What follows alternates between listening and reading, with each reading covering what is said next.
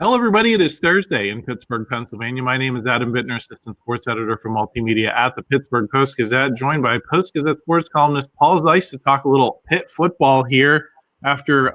We talked about it last week, Paul. I said if they get out of Palo Alto with the win, I think that's a big result for this team. Even though Stanford's not very good, you should beat them. There were plenty of teams in the ACC that did not do that this weekend, that did not take care of business against the teams they're ostensibly better than. And that's where I'm going to start the show. Just before I do, I want to remind you the show is brought to you by FanDuel. But, Paul, Miami now has 2 losses. Georgia Tech goes and looks terrible defensively. Could not stop an NC State team that Pitt crushed just a couple weeks ago at Acrisure Stadium. Are Pitt's ACC chances – tiebreakers notwithstanding, we'll talk about those in a second, but are, at least in terms of Pitt having to take care of the business in front of it, are their chances to win the conference starting to feel more real to you? Absolutely. I mean, I just feel like it's one of those things where I watch them play. And again, what's been difficult about them, Adam, is the fact that if you kind of look at who they've beaten recently, they've played the bottom of the ACC. So that has to be taken into account a little bit. But, they seem to have played really well. Their defense is young, and it's getting better and better and better. Obviously, Heinzel has been a shot in the arm to the offense. I don't see anybody that I've watched in the ACC, and I've watched Miami, I've watched Georgia Tech, I've watched Virginia, I've watched Louisville. I don't see anybody out there who I think, that team's better than Pitt. So to me, they obviously we're going to talk about tiebreakers in a second. They need a couple of things to bounce their way, but I think they're as good as anybody, maybe better than just about anybody, to be honest.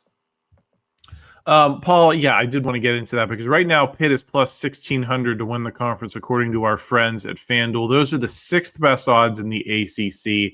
I don't think that's just a pure value assessment in terms of like which teams are the best, because I think Pitt would probably be higher than that, but they do have the loss to Louisville, and you have a whole bunch of one-loss conference teams in the ACC right now. So I think there's a good chance that they could win these games against Miami and Georgia Tech and still not get into the ACC championship game, which then raises the question of, does this team still have a viable at-large case in your mind? You mentioned that the schedule is not good, that they have beaten to this point.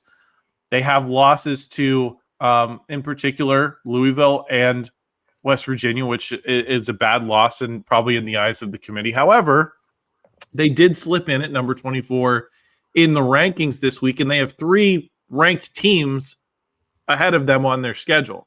If you were in the Big Ten or the SEC, and that's the position you were in, number 24, with 3 chances to pick up ranked wins, you would say that team has a really good chance of an at-large bid to the college football playoff.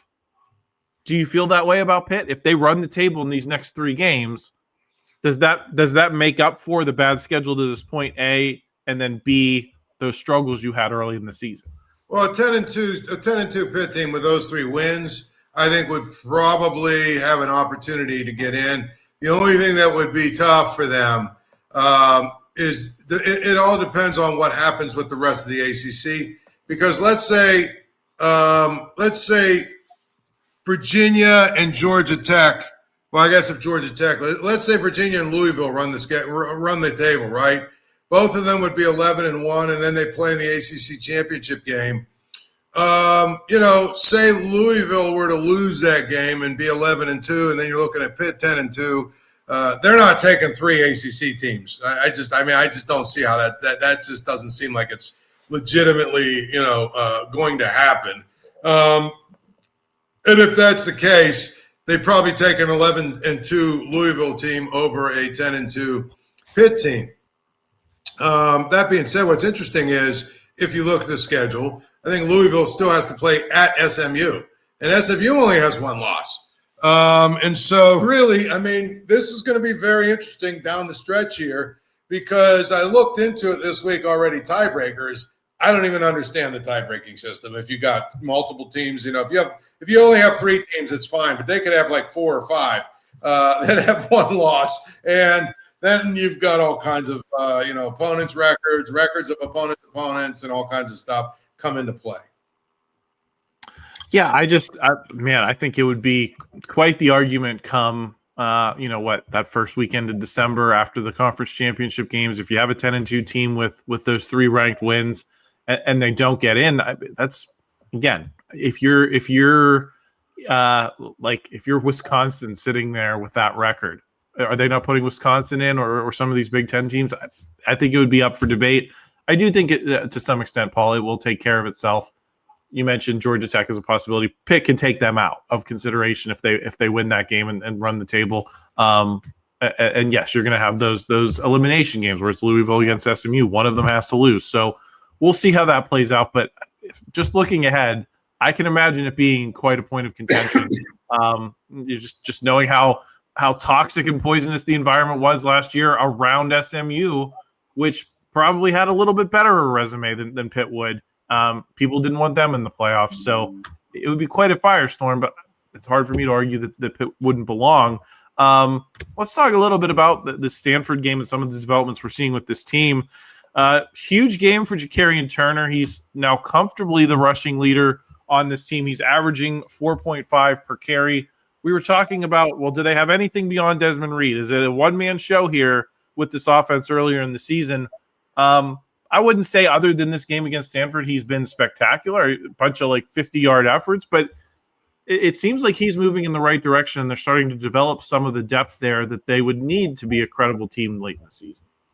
Yeah, I mean, I'm going to tell you, I think one of the best things that Pat Narduzzi does, more than anything else, and we can talk about him losing too many games and, his game day stuff and all this other stuff, but one thing that nobody can say is that Pitt they don't do a great job of developing players. I think there's a lot of guys you can point to on their roster every single year that get better from game 1 to game 12, better from year 1 to year 2, better, you know what I'm saying? They do a really good job of getting guys' feet wet a little bit, getting them, a little bit of the action. Then they get them a little bit more. They get them some special teams action, all that other stuff. And the next thing you know, you're starting to say, wow, this guy is pretty good. This guy's got a chance to be pretty good. That's the one strength of Pat Narduzzi that, I will say probably maybe his best strength is that his staff does a really good job of developing players, getting them better, getting them to the point where, at every position we've got 2 or 3 guys, that we can go to. And I think that's just sort of the way that his program goes. And honestly, Adam, in that kind of program, that's what you have to do, I think. Paul, Kyle Lewis comes back last week against Stanford. It seems like Rasheem Biles is hinting at a return for this upcoming 3-game stretch to close the season. How good can this defense be if it finally gets healthy, considering what it's been able to do without those 2 guys for a big chunk of the season? Well, that's what I said. I mean, they've got so much depth now because of all these injuries. They've got a lot of guys that can play, and now you're going to start adding some of their better players getting back healthy. And to me, I honestly think this defense is good. I think it's got a chance to be really good. I'm probably a little bit higher on Pitt than some people because I think that I see a defense that's getting better. That's got a lot of guys that, have played now and have experience, and they've got depth and they've got versatility, and they can use a lot of different guys if they need to. I see a defense that, is in many ways growing up. I see a quarterback that's still growing up and getting better, and it hasn't even come close to scratching his, surface. I see an offensive line that is getting better. I think Pitt is getting better every week. And they've gotten better every week. And, maybe, playing 5 bad teams in a row is what helps, when you're trying to get guys experience and all that other good stuff. But I think, honestly, Adam, they have a chance to be really good. Yeah, and the opportunities in front of them. And I think, importantly, Paul, you get this week off. This is, I think, a great boon to them. going into the biggest games of their season, you get a little chance to recuperate here, get guys like Rasheem Biles healthy, and game plan for these bigger games.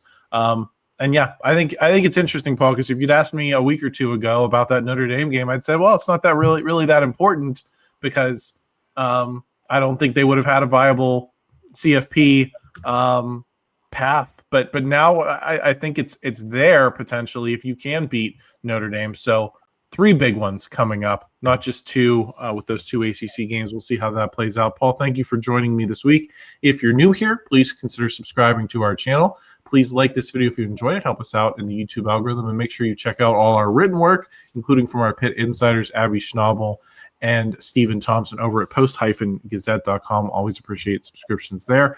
With that said, we will talk to you again next week. Thank you for checking out this content from Post-Gazette Sports. If you watch this video on YouTube, please like the video and subscribe to our channel. For all of the sports coverage the Post-Gazette has to offer, visit post-gazette.com.